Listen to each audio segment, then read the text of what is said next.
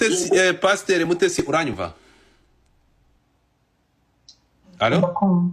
Yes ashimwe cyane. Yes ambaza.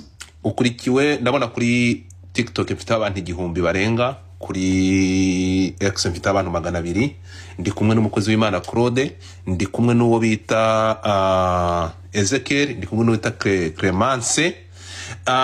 Amakuru yawe ngiye nitwa Godfather, nabonye barunyandikiye, I think ko uranzi wanakurikiranye ikiganiro. Ndashaka kubaza kuri irijwi uvuga ko uzishyura n'ubwo rwaje umwana uzishyura amafaranga i Buganda ariko ibintu biri kugukorerwa bigahagarara. Irijwi ari ikintu baritubwiraho, umaze urasuhuza abantu badukurikiye. Usibye no kwishyura amafaranga gusa. Uravuze? Usibye no kwishyura amafaranga gusa, Rwanda ngo neza Kigali. Ijya guhindura ibintu nk'ibyo ikabyohereza mu Rwanda, isi yose igahinda umushyitsi, abantu bakababara. Usibye no gutanga amafaranga, n'inzego z'umutekano n'iz'ubuyobozi n'iziki muri Uganda ndazijyamo, ariko Ezekiel nareke gushyira virusi mu Banyarwanda, kujya yimba ibintu akohereza mu Rwanda, ngo ahereze amacano ngo narangiza ngo bakore ibiganiro. Ibyo bintu natabihagarika arabizira. Pastor Mutesi hano ntabwo nshubije ku kintu bivuze ngo ari amajwi ni wowe, kuko ni wowe wohereje irirajwe n'iryawe. Bishoboka cyose ndagikora, ariko Ezekiel asobanure nyirayo majwi n'uburyo ajya guhimbahimba ikinyoma nk'icyo. Godfather, aka kanya ishyire mu mwanya wanjye, urebe umuntu aguhimbiye ikinyoma nk'icyo akagukwirakwiza akagukoraho ibiganiro, waba umeze gute? Mukozi w'Imana ntabwo uri kunsubiza. Gabanya uburakari, ndabizi ufite agahinda wenda, ariko gabanya uburakari kugira ngo ibintu bigende neza. Ayo majwi yanjye abiri hari ibyo ntari kukubazaho. Hari amajwi ariya y'ubusambanyi, ntabwo ari ndi kukubaza, iyo naza kuyageraho. Hari irijwi oya, ntabwo ari ndi kukubaza ijwi uvuga ko ugomba ibiganiro bibiri wakozweho na Ezekiel Bugande, ugomba gutanga ayo mafaranga n'ubwo rwaje umwana ariko bigahanagurwa bikavanwaho. Uriya ni wowe? Andu yanyumvisha numve. Ntabwo ikibazo mfite ntabwo ari ibyo nganira n'abantu. We biraza kumfasha kugira ngo utange ubutumwa bwawe. Ihangane gato, ntabwo mfite ukuntu ntwara ikiganiro, nyihangane ntabwo nza gutinda. Ubutumwa mfite nuko ndi hamaganira kuri Nyangarwanda yitwa Ezekiel, iri gushyira umwuka mubi mu Banyarwanda, ifite n'abafatanyabikorwa bayo. Iyo niyo message ndi gutanga. Unyumva wese yamaganire kure iyo Nyangabira Amanyangarwanda Ezekiel. Nicyo kintu nawe nashaka kubwira, ntugaragare nk'uyifatanyije n'abo bantu, ntugire n'ujya ku ruhande. Singusabye no kundengera, ngusabye guhagarara mu kuri. Niba kuko ukunda Abanyarwanda ukaba uri Umunyarwanda, uwo muntu mumwamaganire kure. Ugeze aho yimba ibintu nk'ibyo, uzikeje sigaje kuzakira ku Karubanda agakora ikoranabuhanga ryaje none akanshyiraho n'umugabo. Ese ubu ntabwo mbona ko ibintu ari ibibazo. Manza unyumve gatoya, ndakumva, ariko ihangane gatoya wumve. Nubwo uri kwirukanga hano, hari ijwi woherereje umuntu, abantu bakumvisha bambwiye ko ari wowe. Ntabwo ari kubigenda, ntabwo uza ngufunye uhita ugenda, ntabwo ari byo. Mutesi Kovia niba ari Mutesi uyu mupasiteri, ntabwo ari kubigenda, ntabwo uza gukoresha amarangamutima. Mwabantu mwe uretse gato winyirukansa ndaje nguhija. Ihangane gato, hari irijwi avuze ko n'ibingibi n'ibitari bazabikora. Ngiye ntaruhari ifite. Umva irijwi Clemence, twumvikane ikintu kimwe. Ushobora kuba uri victime ari ugakora ibigizi byaha, ntabwo ari byo. Umva hano hanyuma cyangwa ejo bundi nabikora pe. Umwana rwaje umwana, ariko ntabwo nabona faranga yo kugurira abo bantu bakadufasha ziriya njije n'abagabo 3 bandi nabibanzengereje. Urumva namakatira mukabanyamira 2 iriya kamera namutegeka gusiba ibiganiro byose amaze gukorera Uganda bye n'uwitwa Paul nawe ubwe ibiganiro bamaze gukora bansebye. Kandi ikindi ubyumve ngo na hano nagaruka mu Rwanda nabwo biramutegereje, ntabwo nabyemera. gute nashatse niyubakiye urugo ngezwa zindi nyuma zirimo zindeshyera.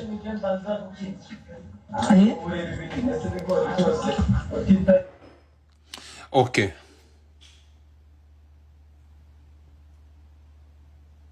Iri jwi ndarimwoherereje, reka dutwara ibintu gakeya. Bwana Claude ndumva igihari kuko reka twumvikane ikintu kimwe. Ushaka gutekereza ko ufite ikibazo ibintu biratangaje. Clemence, Claude, iri jwi Mutesi ntabwo ari hakanye, iri jwi ntabwo ari hakanye. Avuze ko nibitari ibingibi aza kubikora. Ndashaka kugira ngo ndarimwoherereje kugira ngo ari confirming. Reka ryumve ari confirming wakomeza nari guciye mu ijambo. Tanga ubutumwa. Mbere ko hanyuma twumve Clemence. Ijambo ni ryawe Bwana Claude. Ahantu warugeze nuko Mutesi Kovi yaraje ariko se Kovi yaje amati. Uyu mudamu yaraje komeza ndakumva. Komeza uyu pastor na ngira ngo wamwumvishe fatiraho. Icyambere ngo difata mbona. Yego. Navuze ngo imizinga yavuyemo imyitse ubonye ibintu yanditse kuri kamarade wabibonye. Kambidarape ngibi. Abantu muri kuri TikTok barenga 1200 ngibyo ibintu biriho mu busomo. Mube mwisomera komeza abantu bari kubisoma. Kuba yakita kamarade umwicanyi akavuga ngo umupanga w'utyaze inyundo urumwicanyi kamarade ibintu nk'ibyo byose abantu b'imipanga tubazi muri 1994 1994 muri jenoside yakorewe abatutsi mu yandi magambo kamarade nawe yamaze kwitwa interahamwe. Icyo ni kimwe. Niba Mutesi yumva ko afite uburenganzira bwaho buhera, aho uburenganzira bwe burangirira niho bwundi nawe butangirira. Rero ntakwiye kuvuga umuntu n'umwicanyi umuhoro ishoka imirundo ibintu nk'ibyo byose ayo amagambo mu by'ukuri niba tuzi ko Jean Paul yafungiwe ijambo ryitwa igitutsi kuri Mutesi Jolly ese umuntu w'isundi umwicanyi akamubwira umuhoro akamubwira inyundo akamubwira shoka ibyo bintu byo hari ngo kuri space nigira yuko n'inzego zidukurikije z'umutekano hari icyo giheho ababikurikirana bigenda ntabwo twinjira muri services z'umutekano bafite uko bakora iperereza Rwanda investigation nigira ko ibidukurikiye n'izindi nzego z'umutekano zitandukanye. Ni gute umuntu w'umudamu washatse umugabo mu by'ukuri hari igihe Mutesi yari kuri iyi mihanda abantu bakavuga bati ni umudamu yigisha iby'urukundo kandi nawe akeneye umukunda yarafite bakundanaga yavuye muri uyu mubiri akeneye kongera gushumushwa ibintu yajyaga akorana na Chita na Sabe bakamubaza bati ukeneye undi mutwara ati ndamukeneye rwose njyewe sinakirarira ibyo tukabyumva dutyo. Amagambo nk'ayo iyo yanditse yashatse mu muryango tuzi ko usobanutse ese iyo bayabonye batekereza bati uyu munsi wa none yafashe umunyarwanda akamwita umwicanyi tuzi umwicanyi cyari cyo tuzi ukekwaho icyaha cy'ubwicanyi icyo akurikiranwaho ibyo bifatwa bite. Ikindi cya kabiri kuba yaragambaniye Ezekiel Rukundo akaba ashaka kumwangisha igihugu nk'ubu Ezekiel ashobora gutorongera ugasanga agiye muri Kenya agiye hirya mu mashyamba agiye n'ibiki ugasanga yifatanyije n'ibigarasha bitangira ngombwa bitewe n'iki uwitwa Mutesi arimo aravuga ngo ashyigikiwe mu Rwanda uwitwa Mutesi afite abantu Uganda Kampala bakorana kandi namaze kubasobanurira bamwe bari bo n'icyo je batwara inshuti zanjye sinagerana na Aburahamu n'iyizu umva niyo haba ari mu mwijima w'igicuku niyo n'abasigaje akantu gato kagatonyanga ntabwo Aburahamu yandamiza akantu gato mu matori sinahura nawe. Ibi bintu biragenda bite tuyifate dute? Mutesi niba atari nyiramajwi yo kuri social media yatambutse nibwira yuko yakaba yaceceka cyangwa se akaza akavuga ati mu by'ukuri ni rusi byanjye ariko yavuze ngo hari abantu batatu bambangamiye Ezekiel uzamwambure kamera muderetinga ibintu byose hanyuma icyo mwakora cyose nzakishyurira ikiguzi. N'uwitwa Paul nguwo avuka hano mu Bugesera uko nabyumvise Mutesi yagiye yandika komanteri kuri channel ya Kiranuka TV ya Ezekiel ibitutsi bikabije n'abashumba ba kera badashobora kuba babwira umuntu ngo byumvikane. None nawe ngo dufatara kubwira ngo icyashoboka cyose yagikora kuri Ezekiel hanyuma icyo gihe ni iki mugishaka ukundi kuri mukeneye n'ukuhe.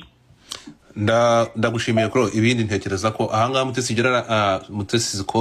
Mutesi pastor ati uriya mugore w'amajwi asambana si njyewe, ntazigera aba njyewe. Ababikoze bari bagamije kunsenya no kumbabariza umuryango, ariko namaze gutanga ikirego mu nzego zibishinzwe, reka turebe. Mwoherereza ijwi. Arongera ati ijwi mpakana ni iry'ubusambanyi, naho ayandi iyo sindayumva yanyoherereze. Ndayamwoherereza, ahita anyandikira arambwira ngo sorry nkoze impanuka. Arangije anyohereza video y'imodoka agonze. Ndaje gato ndagusubiza barangonze. Okay, araje mbere yuko agaruka baramugonze, ariko araje mu kanya mbere yuko agaruka. So Claude, urashoje? Urakoze cyane. Okay, niba ukurikiye noneho nyemerera kugira ngo advice nzicomokore. Ntugira Twitter? Ntugira Twitter harya? Twitter ntabwo rero nakoresheje. Ngwino kuri TikTok ndabizi ko ifite. Ndakubwiza ukuri nakasa mutwe muri uyu mugoroba. Byakomeye. Alright. Ariko nshaka kongeraho. Mbere yuko cyongera hihangane ndaguha ijambo mu kanya. Wowe aya majwi washize hanze bakora uyu mudamu nibigaragara ko atari we, bagapima zira ntoki bagasanga ataraciye imyeyo nk'iyo twabonye, uzatubwira hari amajwi yakuye. Ikindi avuze kuri ijwi ryo kugushaka bakakumena impanga, barangiza bakakwambura kamera bagasiba ibiriho, ntabwo ari hakana ayahakana nayo ubusambanyi. Rero urumva ibintu ikintu gikomeye kurusha ibindi gufata amajwi y'ubusambanyi mukayasakaza. Ibi ngibi birabahana, ibi bigize ibyaha. Ariko icyari kindaje inshinga kwari ukuvanaho umucyo wo kumva ko wahunze igihugu. Ntabwo wahunze igihugu, uhunze igihugu si igihugu, igihugu ufite ikibazo n'igihugu, igihugu ari wowe n'undi wari we wese. Aha ngaha tubishyize umucyo. Clemence, fata ijambo. Gadifa, urakoze. Nge ngushimiye kuri iyi ntambwe uteye kugira ngo twese duhurize hamwe. Nge nagutakiye kenshi urabizi. Hanyuma rero abo bantu mwagiye mujya mu nzego ngewe nshinzwe urwego. Reka mbanze nkubwira. Hanyuma abantu bajya muri social media bafite YouTube bajya bamenya ko abo bavuga n'abari abantu bitubuza kugaragaza amarangamutima yacu mu gihe bari kutwicira amarangamutima. Bitubuza. Uwo Ezekiel mushyira amarangamutima hanze. Hano hari abantu mujye kuri YouTube channel ye, murebe ibiganiro 90% ni Pasiteri Mutesi. Uwo Pasiteri Mutesi muba muvuga ni umubyeyi watugaburiye. Guys, stop the screen. Mutapinge the screen please. Abantu 1200 mutapinge screen. Fata agatoki gakoze muri screen. Sibye no kugira n'umugore mugenzi wanjye ngomba guhagarara nkamuvugira. Ariko nguru umuvugizi we. Nzavugira n'undi mugore wese mwanika. Leta nihaguruke ibi bintu nitabizamo ngo ihe umurongo abo ba YouTube bagenderaho. Waba waragiye ibi bibazo mwaba mwaratanze ikirego muri RIB. Ikirego cyaratanze. Niba hanyuma nibikirego uretse gato tugende gato. Aha ngaha turajya uri gushaka kugira ngo twumva amarangamutima yawe ariko udashaka kujyana n'ukuri. Uretse nshuti yanjye niba ikirego cyaratanzwe nkubaze unsubize tuganire nk'imfura. Niba ikirego cyaratanzwe kuki Mutesi atanga amafaranga ku bantu tutaza abari bo, wasanga ari abagizi ba nabi ntabwo turamenya abari bo muri aya majwi. Umva hano uretse hanyuma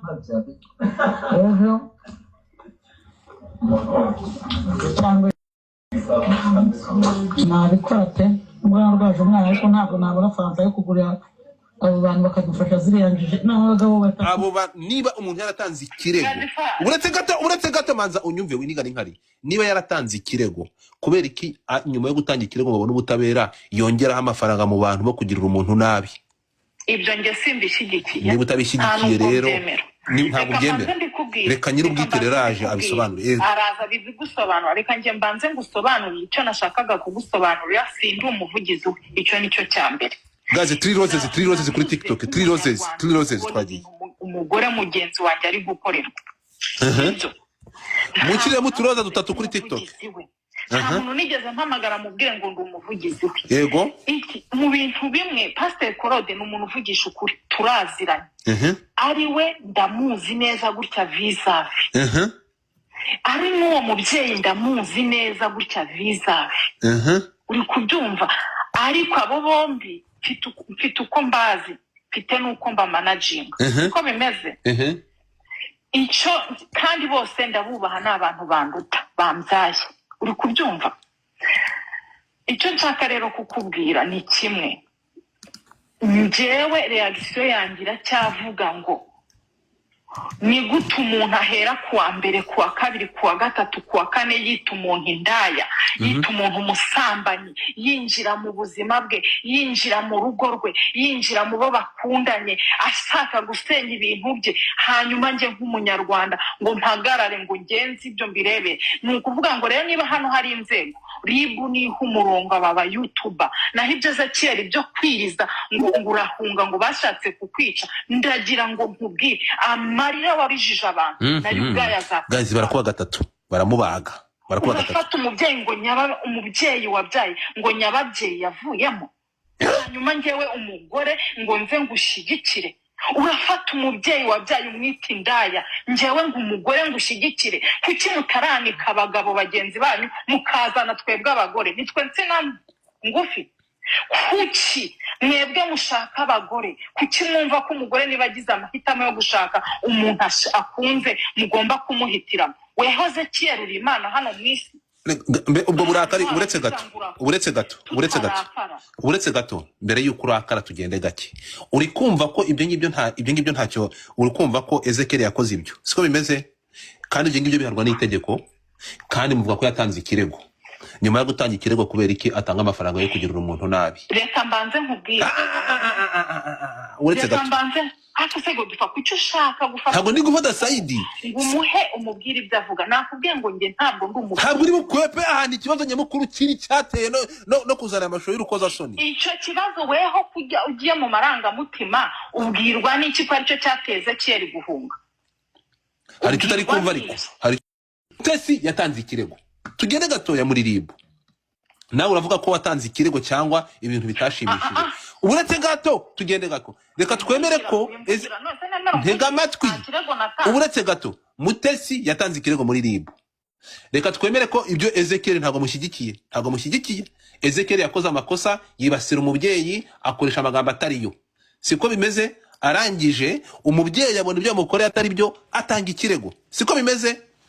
Nyuma yo gutanga ikirego kuki yagiye kwihanira no gushyira amafaranga agirira umuntu nabi? Tega amatwi ntumvugiremo.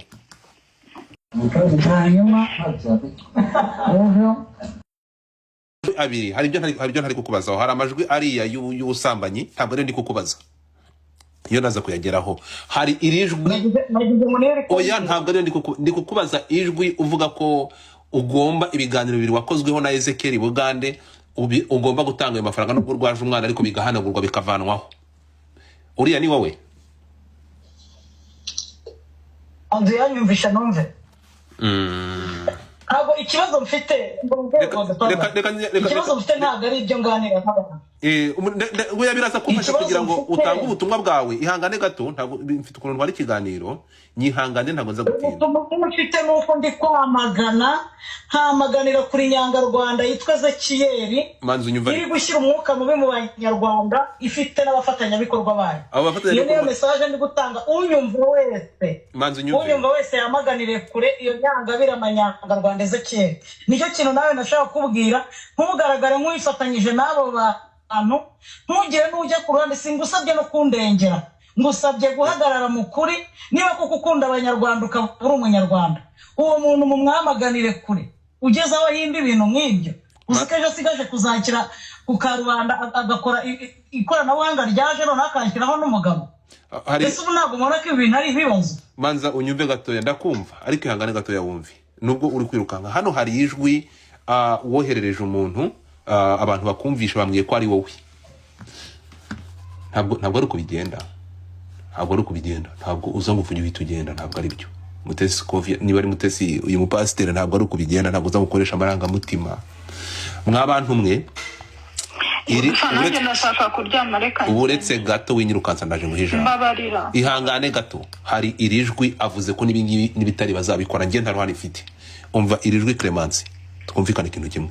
Ushobora kuba uri victime ari ugakora ibigizi byaha, ntabwo ari byo. Umva hano hanyuma cyangwa ejo bundi nabikora pe. Umwana arwaje umwana ariko ntabwo nabona faranga yo kugurira abo bantu bakadufasha ziriyanjije n'abagabo batatu bandi nabanzengereje urumva namakatira mukabanyamira kabiri iriya kamera namutegeka gusiba ibiganiro byose amaze gukorera Uganda bye n'uwitwa Paul nawe ubwe ibiganiro bamaze gukora bansebye kandi ikindi ubyumve ngo na hano nagaruka mu Rwanda nabwo biramutegereje ntabwo nabyemera nikute nashatse niyubakiye urugo ngezwa zindi nyuma zirimo zindekera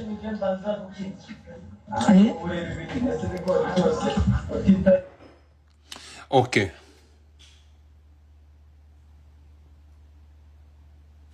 Irijwi ndarimwoherereje reka dutwara ibintu gakeya Bwana Claude ndumva gihari kuko reka twumvikana ikintu kimwe ushaka gutekereza ko ufite ikibazo ibintu biratangaje Clemence Claude irijwi Mutesi ntabwo ari hakanye irijwi ntabwo ari hakanye avuze ko nibitari ibingi aza kubikora ndashaka kugira ngo ndarimwoherereje kugira ngo ari confirming reka ryumve ari confirming wakomeza nari guciye mu ijambo tanga ubutumwa mbere ko hanyuma twumve Clemence ijambo ni ryawe Bwana Claude ahantu warugeze nuko Mutesi Kovi yaraje ariko se Kovi yaje amati uyu mudamu yaraje komeza ndakumva komeza uyu pastor na ngira ngo wamwumvishe fatiraho icyambere ngo difata mbona yego